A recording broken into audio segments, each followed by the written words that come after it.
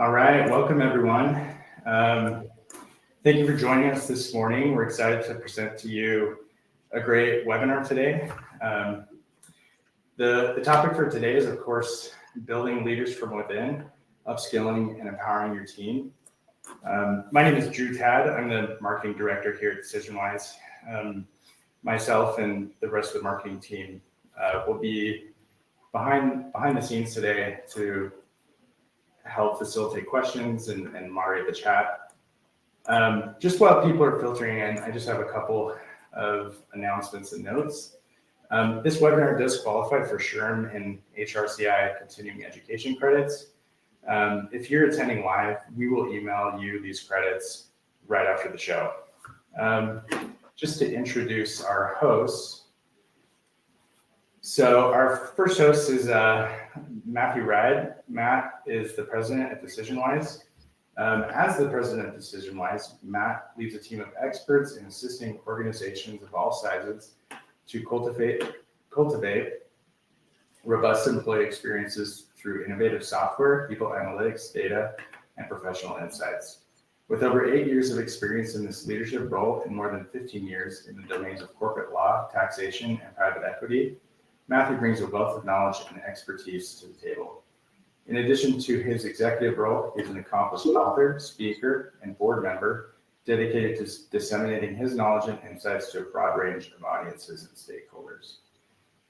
Dave Fechtman is a speaker consultant Dave Fechtman is the CEO at Velocity Advisory Group. He's a speaker, consultant, and certified executive coach who believes in high-performing organizations high-performing organizations successfully execute strategy, develop leaders, and intentionalize their cultures. This belief has inspired his 20-year career helping organizations and leaders reach their fullest potential. With that, I'll hand the time over to Matt and Dave to begin the presentation. Great, we're glad to be here, and it's a real privilege for us at DecisionWise to be partnering with Velocity. I've had the chance to be with Dave now several times, and I can tell you he's a world-class executive coach, and we're honored that they would be willing to participate. Today, we're trying to talk about we are going to talk about a topic that's it's on the minds of HR leaders, talent professionals throughout all industries, really, and that is how can we find talent internally as opposed to always thinking externally. As demographics change and as we have more of the workforce entering into retirement, there's going to be less external talent. And so we're going to need to look internally for sources of skills and creativity and those types of things to move the organizations forward. And so that's what we're going to cover today. We're going to do that in the context of the power of 360-degree feedback and coaching. That's going to be how we talk about it, but our case is using that tool specifically to identify those folks that are ready for advancement. And so we'll cover again how to identify the high potential leaders in your organization. How do we get them the skills and competencies they need to be successful? And we'll also cover just some basic strategies for learning, because the core of all of this is learning, applied learning, getting that learning to mean something. But at the end of the day, when we take somebody and we identify them for a new position, we need to teach them how to do their job. And so that's what we're going to cover today. Any thoughts, Dave, before I move on? No, I appreciate it, and I appreciate the introduction from Drew this morning. I think this topic is really critical, and in our executive coaching, I would say that succession planning, what do we do with these generational differences that we have, and how do we keep people excited and motivated? If it's not the number one theme, Matt, it's got to be one of the top 2 or 3 that we see regularly. Sure. Yeah. So you're looking at the top 5 reasons, according to a recent SHRM study, for why it's difficult to retain people. And notice that I have not highlighted numbers 1 and 2.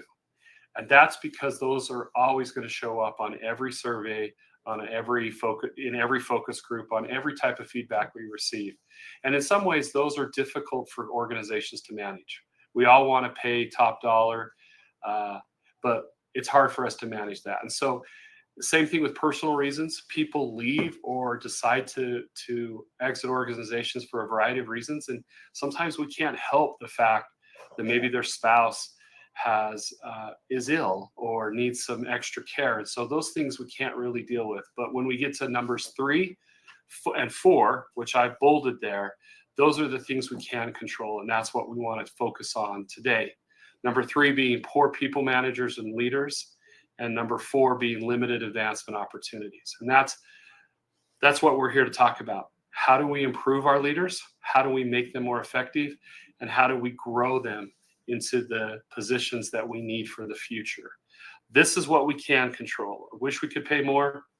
Wish we could help people with their personal needs, but really it's 3 and 4 that we should be focusing on. Dave, you want to cover this, investing in your people? Yeah, thanks, Matt. So, you look at these 3 statistics, and I find them really fascinating. We sourced them from a couple of different areas, but I'm going to go through each one of these because I find there's nuance in some of these I want to really highlight and point out to the group. On the first one, the companies that offer high quality leadership, and I really want to go back to the words high quality leadership development programs, are 3.5 times more likely to outperform their competitors. So why do you think that's written the way that it is? A lot of organizations invest time and money into leadership development programs. A lot of organizations actually don't do that. We all know that post-COVID, there's a lot of organizations that have had to shift their resources to other areas. In many instances, they had a lot of explosive growth, and oftentimes talent development is something that actually begins to be deprioritized when there's high growth, or in the other times of contraction, you also see organizations de-emphasize leadership development. But high quality leadership development, we're going to talk a little bit about that today in this webinar. That's something that organizations that do this absolutely see an amazing ROI on that. And we'll spend some time later on that one. The middle one, I looked at that number originally, Matt, and I thought 15%, that seems like a kind of an insignificant statistic. I was a little underwhelmed by that. But then when I really peeled back and thought through, employees who feel their companies offer opportunities of growth are 15% more engaged. I really thought through if every organization had 15% more engagement from their workforce, what could that mean? And you think through, we've seen a lot of reductions in force over the last 18 months or so. We've seen a lot of organizations really struggle with what do we do? How do we integrate artificial intelligence and machine learning? And you're starting to see workforces become less and less engaged in certain industries, for sure, in different pockets. Imagine that you were able to get a 15% uptick in each person on your team's willingness and discretionary effort. That could be pretty compelling. So I shifted on that, Matt, from when I originally saw the statistic from going, nah, to, oh, wow, that could be pretty significant. And then the last one is that 23% are more likely to stay with the company. And we think through the talent wars that we've seen and the attrition. I know unemployment has reached back down to kind of normalized rates or low rates right now, but 23% retention based on doing some things that you should do anyways is pretty phenomenal. We all know that longevity on the job creates more productivity. There's all sorts of statistics on that. So these are 3 extremely compelling reasons why you should invest in your people. I think the 4th one is your people expect it. And that's something that nowadays your workforce is expecting you to provide them those meaningful opportunities. And that's probably the most interesting and compelling reason to do this. So Matt, anything to add on that? Yeah, I agree. First of all, that 15% number is a huge number. If we could just get 1% improvement across the board, that would be just leaps and bounds progress. But to get 15% in engagement would be huge. The other thing you mentioned is it's an expectation.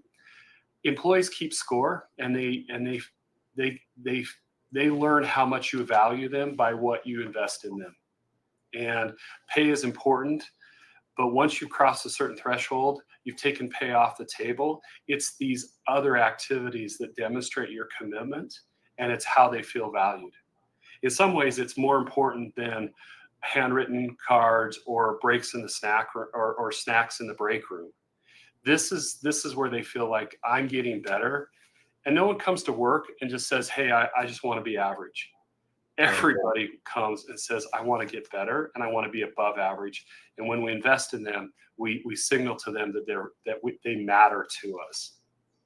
You know, Matt, I think the other thing that they're looking at is you haven't invested in my leader in quite some time, and it's starting to show. My leader's soft skills aren't where they need to be. My leader isn't developing me. My leader doesn't know how to handle conflict or problems as they arise.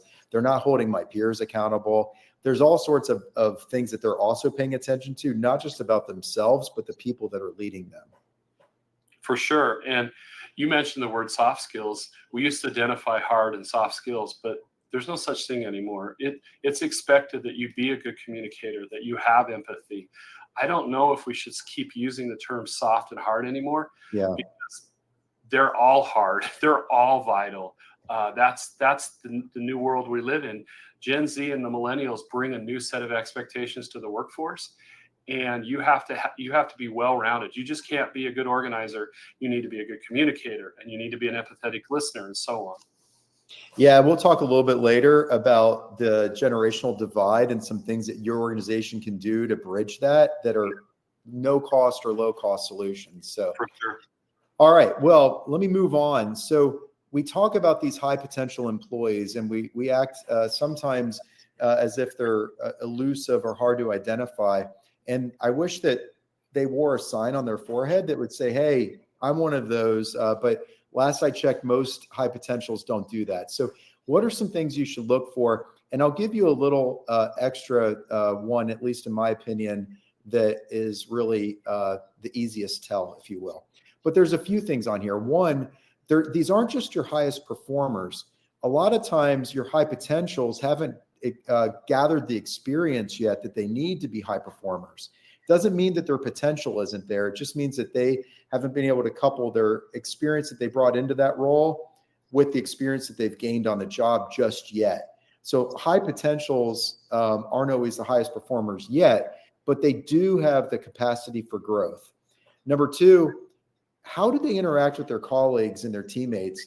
That's a really important tell as well. These high potentials generally are well regarded by their colleagues, their teammates, other people cross-functionally. They're looking for ways to improve things around them, the processes, the systems, the why behind the job. They're the ones that are saying, wait a second, I get that that's always the way it's been done around here, but maybe we should make some improvements. And they're bringing fresh ideas to the table. My favorite one on here, and I'll just get to what that little extra credit one that I was referencing, they show initiative.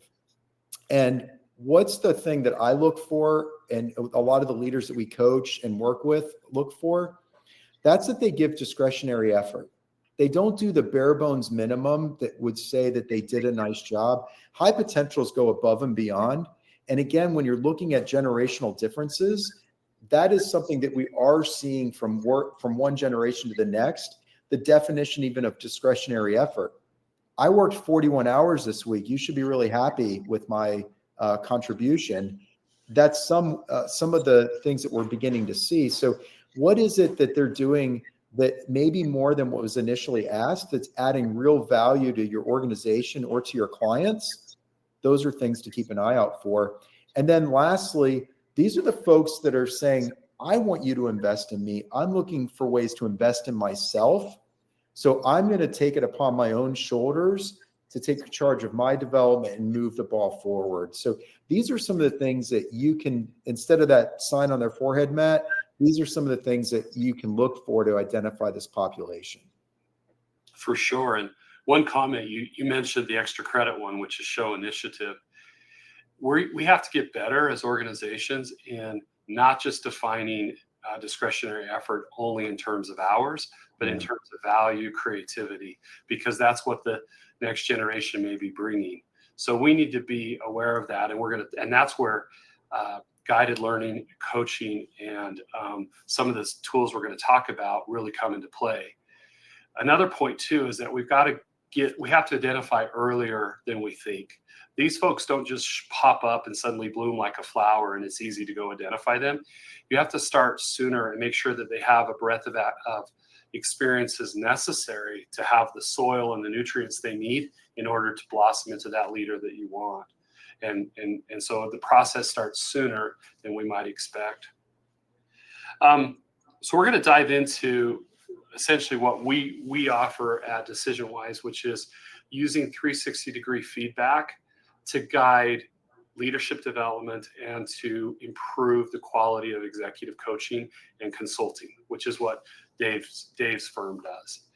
And I love this quote: "More is missed by not looking than not knowing," meaning it's really about being curious. It's more important to be curious and to constantly look for answers than it is to sort of just accept that you don't know. And so that's what we're trying to accomplish with 360-degree feedback. So what is it? It's an evaluation method where we seek feedback about an executive from all the people that surround that executive or that leader. So the supervisor, the direct reports, sometimes we look externally to customers or key contacts that they may manage, and we ask for feedback about them. And the important thing to know about the 360-degree feedback is that it's structured on behaviors. We ask those that are offering this information, giving their perspective. We ask them to do so in by talking about the behaviors that they observe in that particular person, in the participant, in the leader that's being evaluated. And why is that important?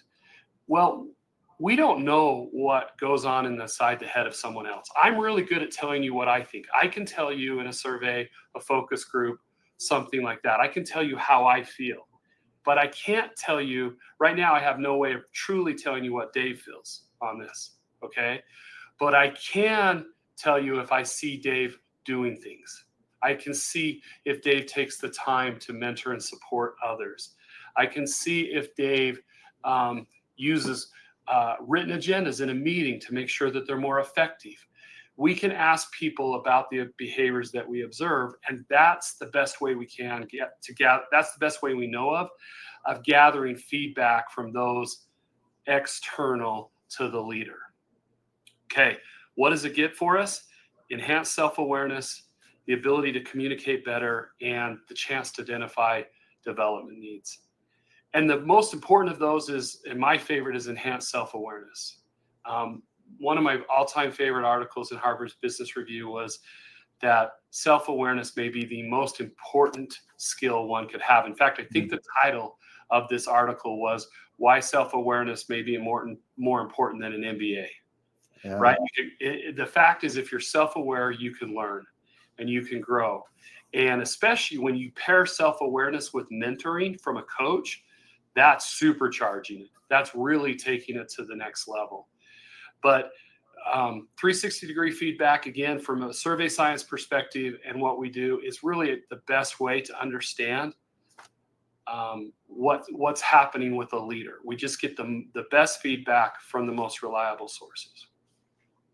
Yeah, Matt, before you move on, I'd like to just say two things. One, I think self-awareness is also probably the number one determinant of a healthy relationship with other colleagues or even people in your personal life. Right. Imagine that everybody in the world was just a little bit more self-aware than they are today, which a 360, maybe the whole world should take one, Matt. I don't know. But the level of self-awareness really allows your half of that relationship equation to be at its best.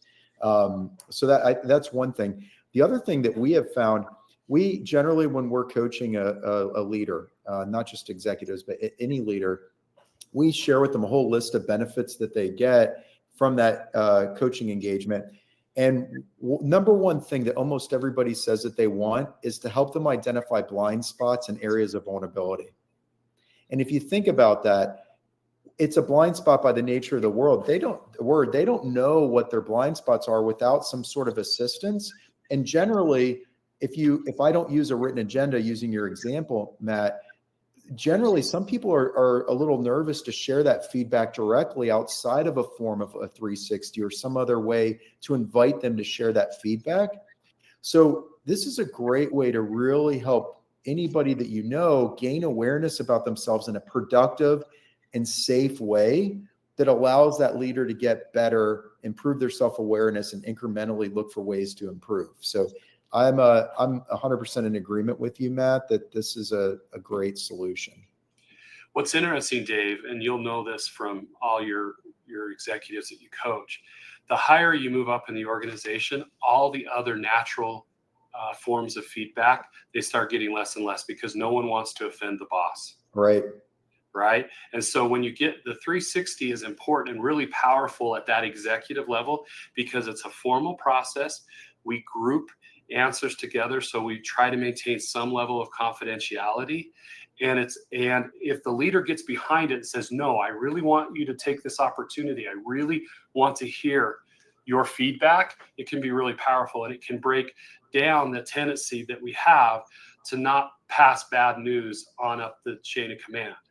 But and that's why we sometimes call this a disruptor, because we kind of insert this in there to say, hey, look, we do need to make sure that even the very best leaders get this type of feedback so they can get the blind spots, so they can uncover the blind spots that you mentioned. Yeah, absolutely. So why does it make sense? So this is five key points I want to touch on really the value proposition or the case why you should be incorporating 360-degree feedback paired with coaching into your organization. Number one, it's competency-based. Good feedback has a structure, it has a framework or a lattice upon which we can put the feedback and use it and guide leaders. And the best way to do that is using competencies, which are skills that we've identified are key to success.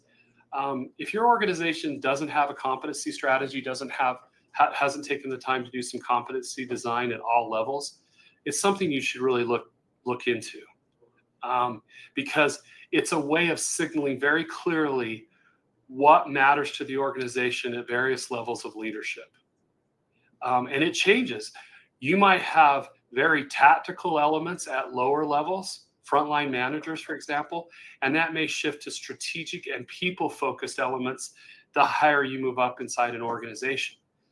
But having a framework of competencies, and people then know, even from the act of giving the feedback, they suddenly realize, oh, this is what matters to my organization. They care about creativity, and they're looking to see me demonstrate these types of behaviors. So even as I'm giving feedback to someone else, I'm also getting a sense indirectly of what matters to the organization.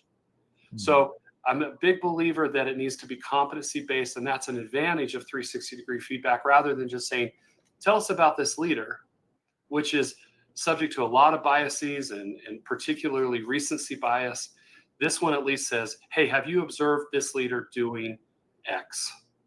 Okay, number two, ultimately, this is, for me, I think that 360-degree feedback is an employee experience question, meaning it answers what type of experience is a particular leader creating for others. It's that micro experience.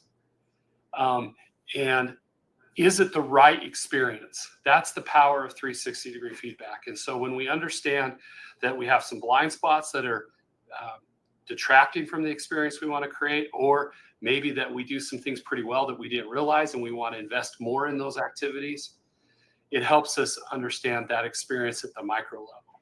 And that's huge. And it's the best tool that I'm aware of as someone who's in the business of employee experience management design. It's the best tool I know of understanding the experience at that key team level or at that leader level.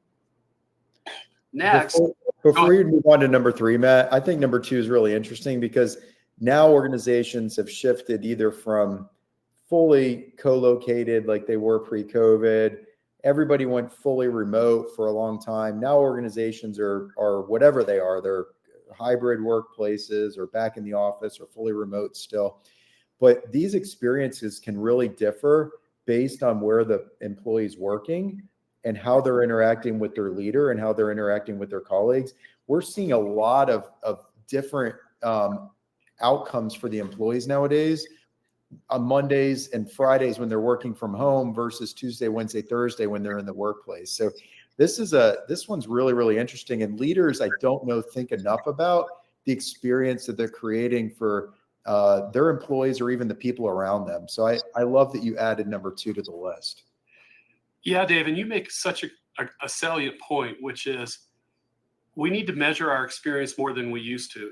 If the old dynamic was I came to the office 5 days a week and I was in person and people sat next to me or near me, the need to get feedback was probably on a cadence of, say, every 1 to 2 years or something. But if I'm remote and people are onboarding and leaving my team a lot, and I've got a team in India that's different from a culture and a time zone perspective, then I need to be thinking about their experiencing and likely measuring that more frequently than I have had to do in the past, simply because my operating environment is different.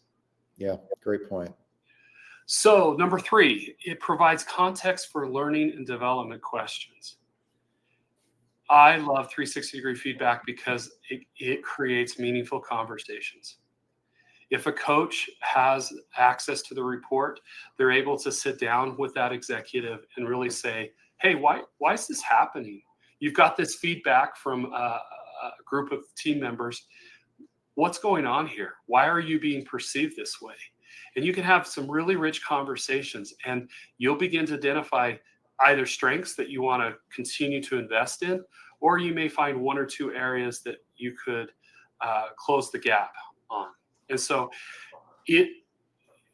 my business partner here, Tracy Malett, says 360-degree feedback helps us discuss the undiscussables. It gives us we kind of know going into it that we're going to have maybe a frank conversation. And if there's a coach there to really hold us accountable, we're going to have to face some feedback that we may necessarily not want or may not necessarily get very often. And that is the key to finding where our development opportunities lie. Yeah. Mentioned already that it's a disruptor. And I was just sort of talking about that look, it makes us stop and evaluate. Sometimes when we're doing a 360-degree feedback session and we're just doing a debrief, for example, I'll ask someone, I'll say, when was the last time you spent 90 minutes just thinking about your career and how you show up in the workplace? And they'll often pause and say, man, that's not very often. And they really take a pause and they're like, man, I'm really glad that sometimes I am forced to do this. So it's a disruptor in that it sometimes forces leaders to pause and reflect and not just keep assuming that everything's okay.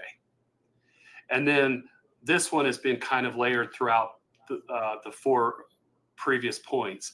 It's a framework. As I said, it helps us discuss the undiscussables. So let's see. We've got a few questions that I just saw hit that maybe we can address real quick.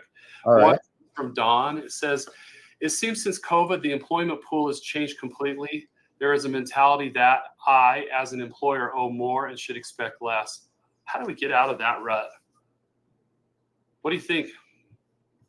Oh, that's great. Dawn, that's a great question. I think a lot of the relationship between the employee and the employer is around aligned on expectations. And I think a lot of it starts with conversations, removing assumptions, creating environments where you can have those sorts of things where you're open and receptive to that feedback.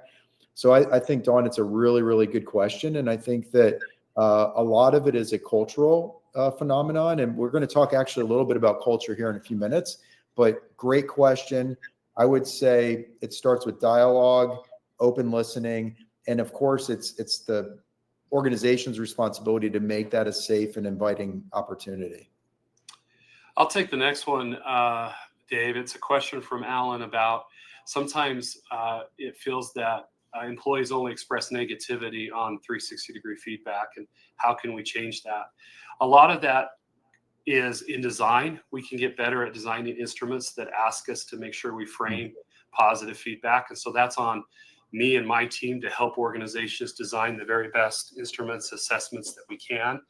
But also, I really am a believer in having the leader sort of say, hey, you're going to go through a process, and remind people that we need to give both feedback that's constructive, redirecting, but also reinforcing.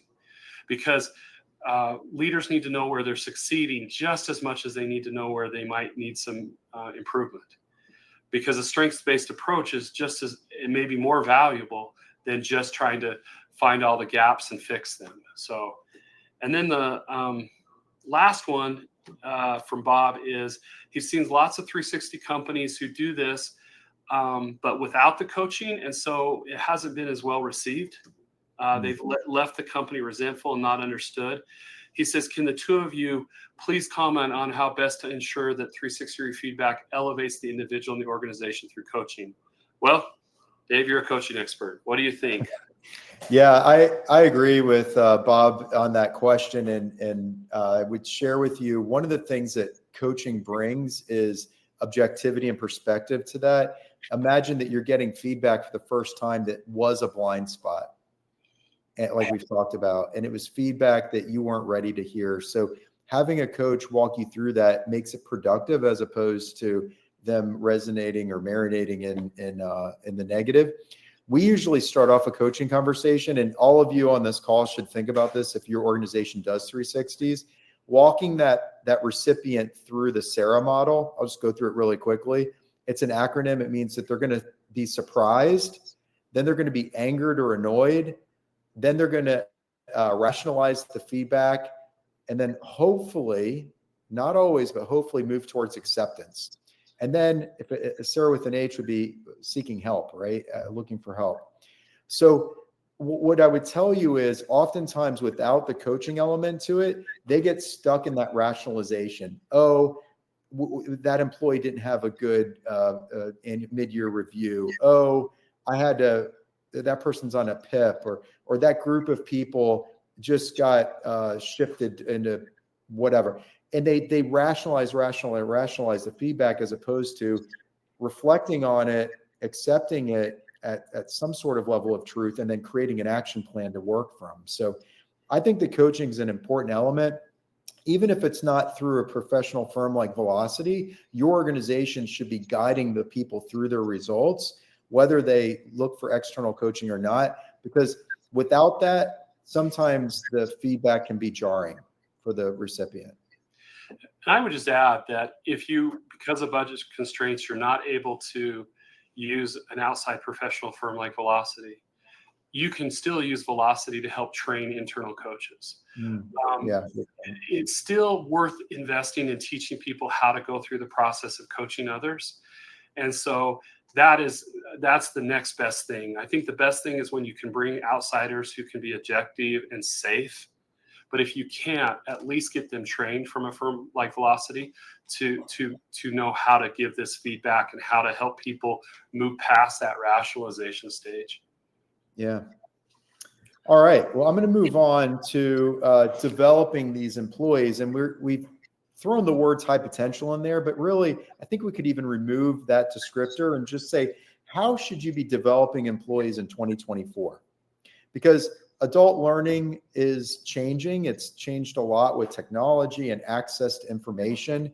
If you look at what was hot several years ago in trends in human resources and learning and development to what's hot today, it's continuing to evolve the way that people consume information and learn and grow. So here are a few different things that are really relevant right now. Number one is your people are thinking about what's next in their career progression, whether you're talking about it or not. So tying together development plans for each of your employees, either as a population, a job family, or those high potentials with their succession plan, whether they're in line for someone's succession or it's just for their own professional growth, it's really critical today. So that's one idea. Number two, a lot of organizations have mentoring programs. I would argue a lot of really high potential or high performing organizations, they really formalize their mentoring. We have a CPA firm, James Moore and Associates down in Florida. There's a lot of CPA firms like CLA and others that we know do a great job at formalizing mentoring. That seems to be an industry. Law firms seem to do a great job at this too. But a lot of other industries aren't as committed to that formalized mentoring. And if you think back hundreds of years or thousands of years, apprenticeships and more ways to get feedback and have that relationship have existed. And we're starting to see a resurgence back to that model.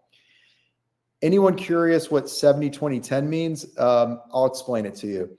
It's the way that adults learn. And it really, when you think about applied learning or experiential learning, this is the formula that you want to subscribe to.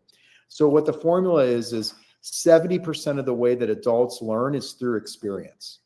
That means that they learn some sort of competency, they learn how to delegate, they learn how to hold others accountable or themselves accountable, time management, conflict resolution, change management.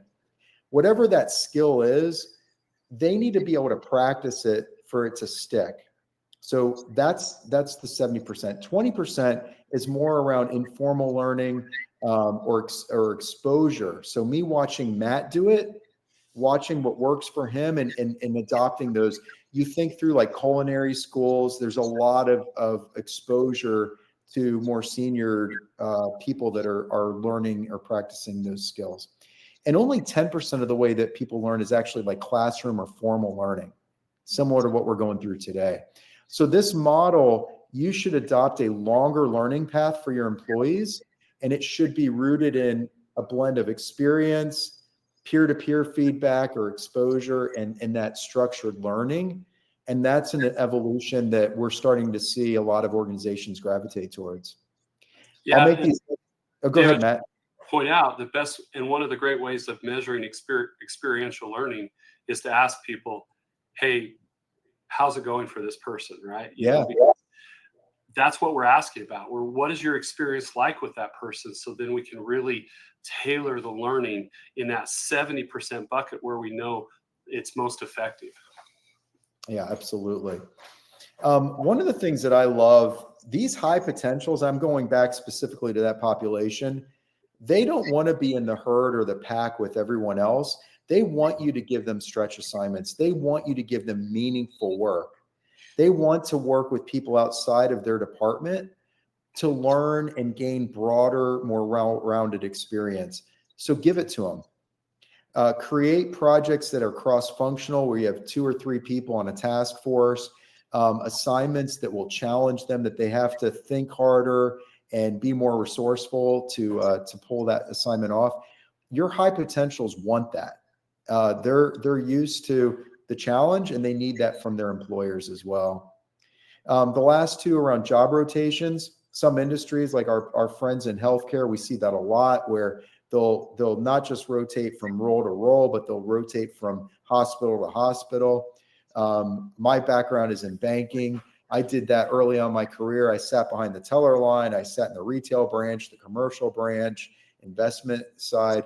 But job rotation is a great way for them to learn different skills. And one of the reasons why I really like that is you do not want a diamond in the rough or a hidden commodity in your organization. If there's a talent in your organization that only their leader knows is good, and you have an opening in another department, but no one knows that Fred or Sally is really good at what potentially a good fit, they're going to leave your organization to go work somewhere else versus you being able to promote from within and cross-functionally. So job rotations is a great strategy. And then giving regular performance feedback, not just formal performance feedback with an annual review or a mid-year review, but if I did something great or if I did something less than great, let me know timely and let me know what I can do about that now so I can continue to learn and grow in a non-punitive way.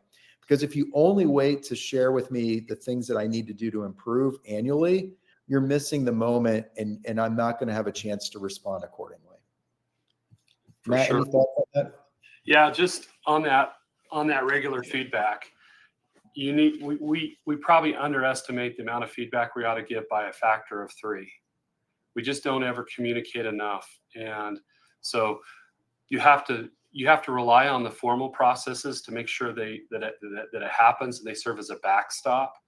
But that's the minimum threshold. We should be going far above that in our one-on-ones. And also we need to make sure that we give as much reinforcing or positive feedback as we give, probably double or triple the amount of positive reinforcing feedback as we give of redirecting feedback or feedback designed to sort of correct something. I want to share with you an experience because it's really applicable to what Dave has up here. We were asked to use some 360s to help evaluate a leadership team to think about who would take over as the CEO for a fairly large client. And as we went through the process, there were two leaders that stood out that had a lot of capability, and they had fabulous scores from the teams they led. These were really talented leaders. The challenge is, and it goes to this job rotation and stretch assignments, they were subject matter experts in sort of niche areas, and they had gotten to the point in their career that they didn't have enough broad-based experience to really make them eligible for that CEO position. Yeah. And if they had been given stretch assignments maybe 5 years earlier or something, they would have enough breadth of experience in order to be considered, because they just had it all, but they were sort of overlooked because they were niche. And so remember that these stretch assignments and job rotation have a benefit to the organization because they help us uncover some diamonds in the rough that may be pigeonholed because of a job title or a particular function. I love that example, Matt. And I'll tell you, I know the words are on this slide, but succession planning seems to be something that's so top of mind for everybody because they're having to go out externally because of what you just said is they haven't done a good job of developing their talent. And the example you used were not two entry-level new roles in an organization. These are people that were already part of the C-suite. Yep. They're already part of the upper leadership in that organization. So I thought that was a great example, but this is not stuff this slide to me is really invaluable for you to not always have to spend a lot of money and waste a lot of time in developing external candidates to fill roles where you've got a farm system in your own organization to develop these people into bigger roles.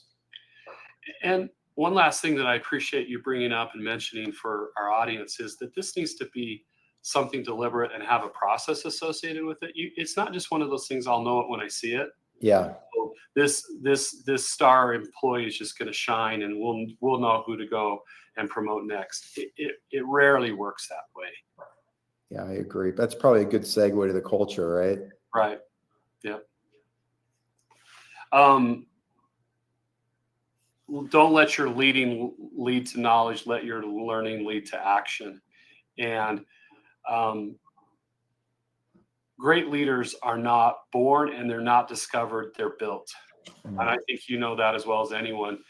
And that's what we're saying here is let's do what we do should have the end result of moving the organization forward. We just don't learn to learn. Otherwise, we should just, give everybody a Coursera free subscription and let them have at it. We need to guide their learning and make sure that it moves their career forward, but also it moves the organization forward and is developing a bench of leaders that are really all ready to go and be promoted to the next level. Dave, you have lots of thoughts on culture, so I'll let you kind of speak to that because that's what you do a lot of this. Yeah, and Matt, I appreciate that. Going way back to one of the earlier slides with the 3 statistics, we talked about high quality learning. I'm sure Coursera is just phenomenal, but you really want to provide high quality learning, that 70-20-10 model, and other things that are skills based or technically based that your people are gaining real knowledge from in order for this to be true. And that goes back to the culture that you're setting for a learning environment. So this is the last slide. If you all have questions for me or for Matt, please begin putting them into the chat box because we're going to share these last 3 strategies, if you will, and then open it up for more Q&A. So we talked about how do you identify a high potential? We talked about how do you develop a high potential or just frankly anybody. Now we're going to step back and talk about, well, creating a culture in your organization for guided learning or applied learning. That's a whole different ball of wax, because that makes everything more intentional. This is not, it takes the randomness out of it, or the perception of favoritism. I really like Matt. I love his glasses. I'm going to invest in his development because, he and I get along well. We go to lunch a couple times a week. If you have a culture for guided learning or applied learning, it allows everybody to feel like they have the ability to invest in themselves and that you're going to invest in their growth. So what does that look like? Number one, demonstrate a commitment from the leadership. They will see right through it if you're faking it. If it's not authentic and the leaders aren't involved and the leaders aren't endorsing or behind a culture of learning, that's going to be pretty flimsy, and it's going to show.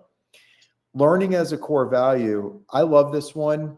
Velocity, one of our essential behaviors, which is our version of core values, is embrace curiosity.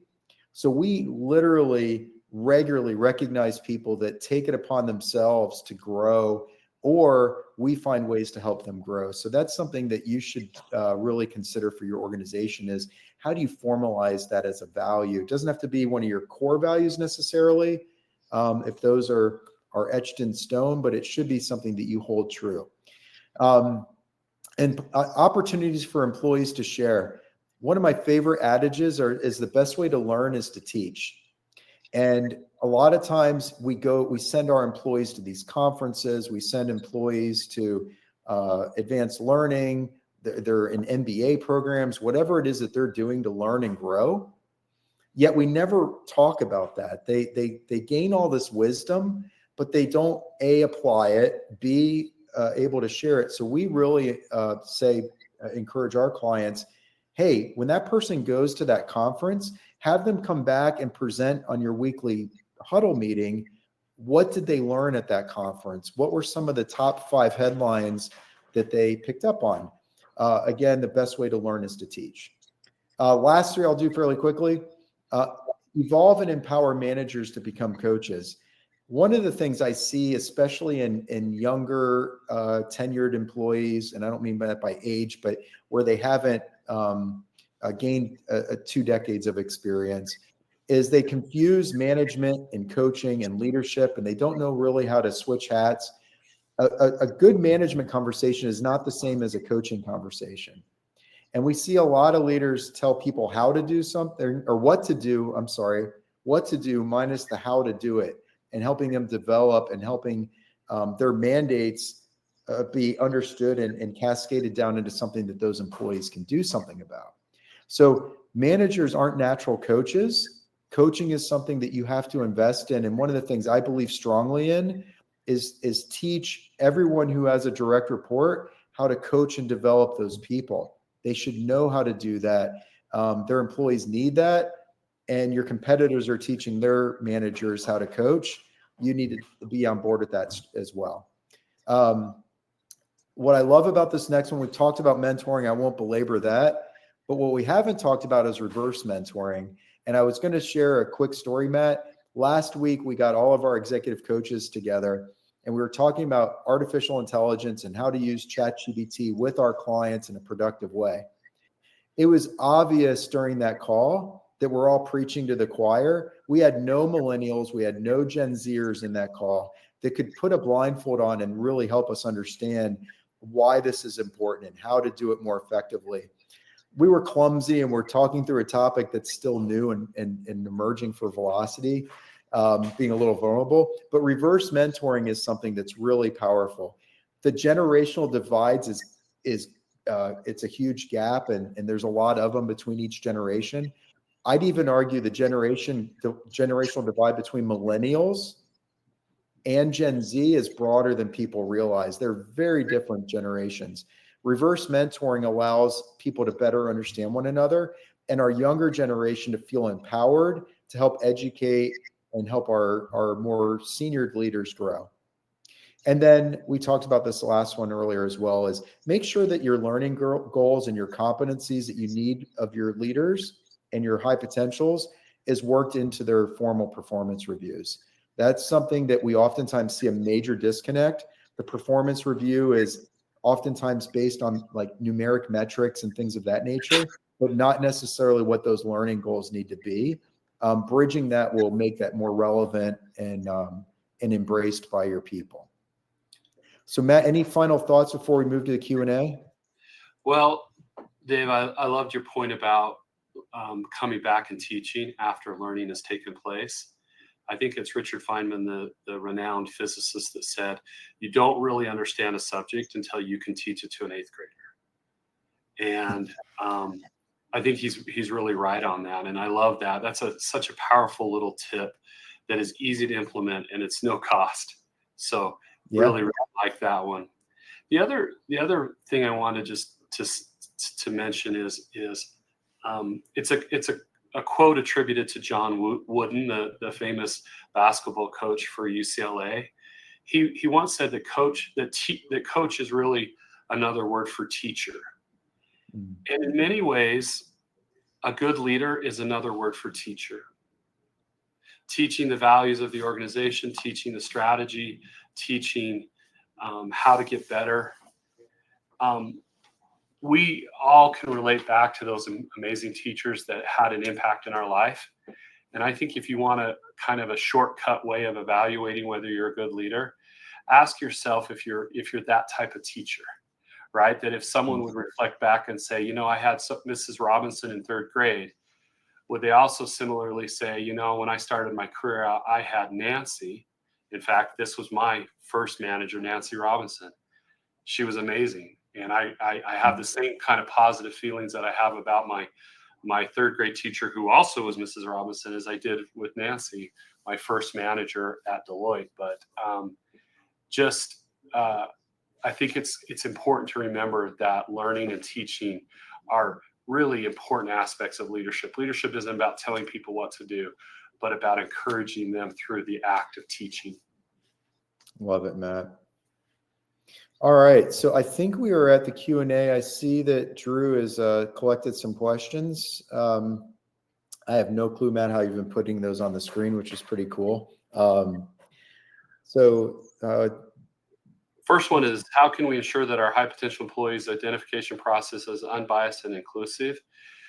That comes by making sure your selection process is not based on people you like, but is based on a rubric or a set of criteria that can be tested as rather than just, hey, everybody submit their favorite suggestions of people we ought to watch and grow. It needs to have some evaluative criteria. Dave, what do you think? I agree. I also think that anytime that you can measure success in a binary way, that it was observable, yes or no. So I like it based on things that are observable, as opposed to feelings or hunches or something that's less quantifiable. You'd be surprised even if you just surveyed and said, who do you go to most for help in your organization? They create these network diagrams, Dave. And so by asking that question, you'll find people that you would never suspect are these nodes in this amazing network of where do I go to for help? You could start there. Where do I go to for help? And it won't necessarily line up with your org chart. Yeah, that's a great. Always fascinating when we run one of those studies and say, oh, you didn't know that this person buried in this office is actually a key hub of a network of help that people use. Yeah, I love that. What are some effective programs we can implement with limited budget and resources?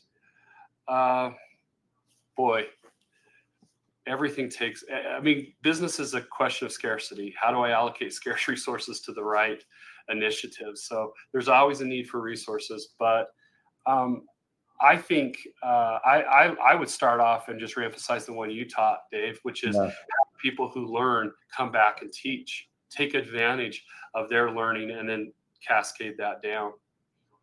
Yeah, I think a lot of the things, Matt, that we talked about today, reverse mentoring, formal mentoring, lunch and learns, 360s are, in my opinion, are an economical way to gain feedback. There's all sorts of ways that you can do this. I would we do, recommend cultural advisory boards, standing up people that are not your executives that own some of these initiatives and drive it for their peers. And there's a few different ways to do that, but I love the question. And frankly, low cost and no cost improvements, that is what is really going to get your executives' attention. So I would start there and begin getting some of these incremental improvements. That way, when it comes to setting aside budget, they're already starting to see the needle move. So it was a great question. I think there's one last one from Marcus. Do you have any recommended resources for the infrastructure needed for a formalized mentorship program? Dave, you want to speak that, and then I could add some thoughts too. Yeah, we do. We have we've helped organizations stand up a lot of formalized mentoring, Marcus, and there are ways to do that the right way. Generally speaking, you don't want the leader being the person responsible to mentor the mentee, if you will.